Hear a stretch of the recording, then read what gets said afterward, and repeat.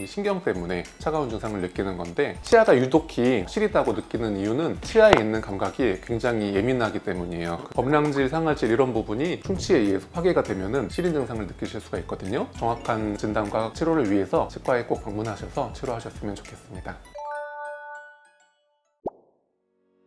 생각보다 많은 분들이 이가 시리다는 이유로 내원해 주시곤 하거든요. 이가 시린 거는 원인이 굉장히 다양하고 치료가 필요한 경우도 있고 치료가 필요가 없는 경우도 있거든요. 오늘은 이거에 대해서 알아보는 시간을 가지려고 합니다.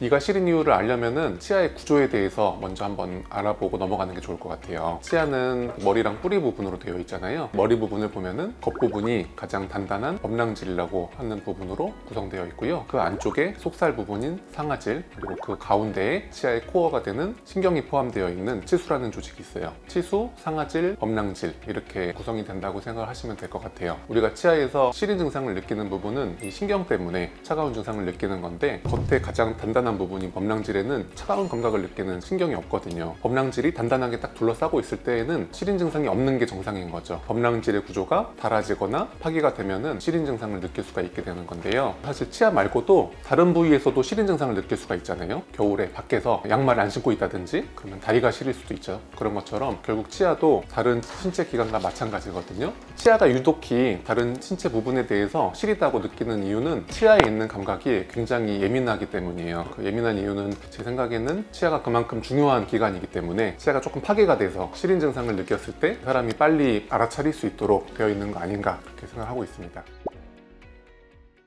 치아가 이제 시린 여러 가지 원인에 대해서 한번 말씀드려 볼게요. 첫 번째로 어떤 분들은 특정한 치아에 시린 증상을 가지고 치과에 오시는데요. 예를 들어서 양치질 할 때 시리다, 그리고 손톱으로 어느 치아를 이렇게 긁어봤을 때 옆구리가 시리다고 하는 경우가 있어요. 이런 경우는 대부분 확인을 해보면 치경부 만모증이라고 하는 질환에 의해서 이가 시린 경우가 많은데요. 뭐냐면은 치아가 옆에서 봤을 때 치아 목 부분이 있는데 그 목 부분이 지나친 교합력이라든지 씹는 힘에 의해서 치아가 옆구리가 패어나가는 증상이에요. 이런 경우의 치료 방법은 나간 옆구리를 떼어주는 치료가 있어요. 쓰이는 재료로는 레진이라든지 아니면 보험 적용이 되는 GI라고 하는 재료도 있고요. 이런 여러 가지 재료들을 통해서 패어나간 옆구리를 떼어주는 치료가 필요하다고 할 수 있겠습니다.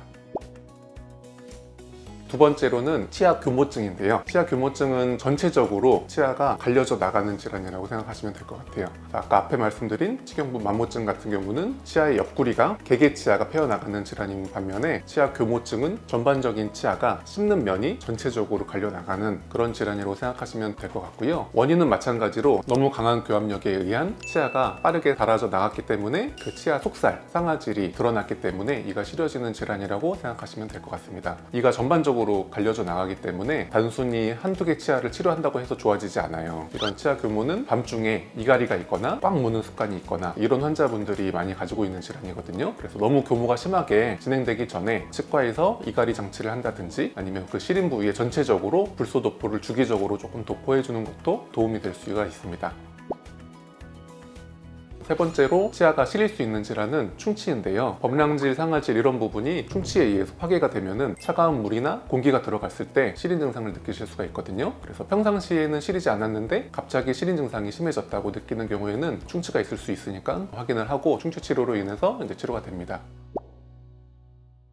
네 번째로 치주질환에 의해서도 이가 시린 증상이 생길 수가 있어요. 치주질환이라는 거는 치아를 둘러싸고 있는 잇몸뼈라든지 잇몸이 염증 때문에 점점 없어지는 그런 질환이거든요. 치아를 보호해주고 있는 잇몸이 내려가게 되면은 뿌리 부분은 시린 그런 증상을 잘 느낄 수 있는 부분이거든요. 그래서 치주질환이 있어서 잇몸뼈가 내려가고 잇몸이 내려가는 분들은 시린 증상을 대부분 호소를 많이 하십니다. 아까 말씀드린 치아 교모증처럼 치주질환도 전반적으로 잇몸뼈가 내려가는 질환이기 때문에 한두 치아만 치료를 한다고 해서 증상을 없앨 수 없는 질환이고요. 그래서 안타깝지만 차가운 음식이나 차가운 물을 좀 피하신다든지, 그리고 치과에서 해드릴 수 있는 걸로는 주기적으로 불소도포를 해드린다든지 이런 치료를 하고 있습니다. 다섯 번째로는 치료가 돼 있는 치아에서 시린 증상을 느낄 수가 있겠습니다. 특히 치료한 치아 중에서 보면은 재료를 금속 재질로 쓰는 경우가 있는데요. 금이라든지 아말감이라든지 탑금, 금속은 일반 치아에 비해서 온도를 전달해주는 속도가 굉장히 빠르거든요. 그래서 차가운 물이나 차가운 바람이 들어갔을 때 온도를 치아 가운데에 있는 신경에 전달을 좀 빨리 해주는 거예요. 그러다 보니까 환자분들은 차가운 물 드셨을 때 치료한 치아가 많은 분들은 시린 증상을 항상 느낄 수밖에 없거든요. 치료가 잘 돼 있더라도 시린 증상을 느낄 수 있기 때문에 꼭 치료가 필요한 증상은 아니라고 볼 수가 있겠습니다.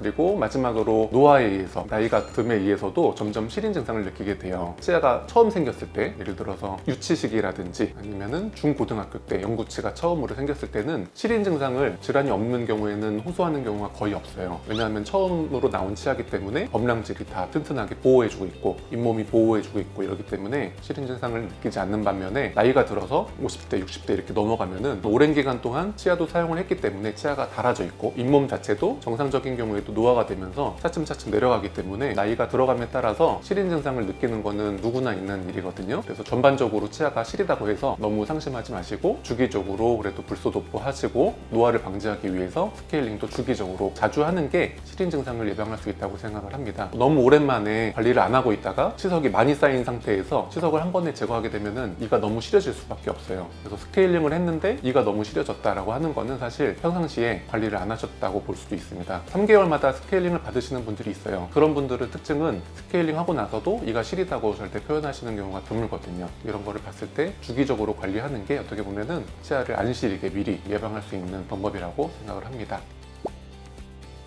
오늘은 치아가 시린 증상에 대해서 설명드려 봤는데요. 오늘 영상이 도움이 되셨으면 좋겠습니다. 그리고 치아가 시린 원인이 이렇게 참 다양하거든요. 원인에 따라서 치료가 필요할 수도 있고 필요가 없을 수 있지만, 정확한 진단과 치료를 위해서 치과에 꼭 방문하셔서 치료하셨으면 좋겠습니다. 감사합니다.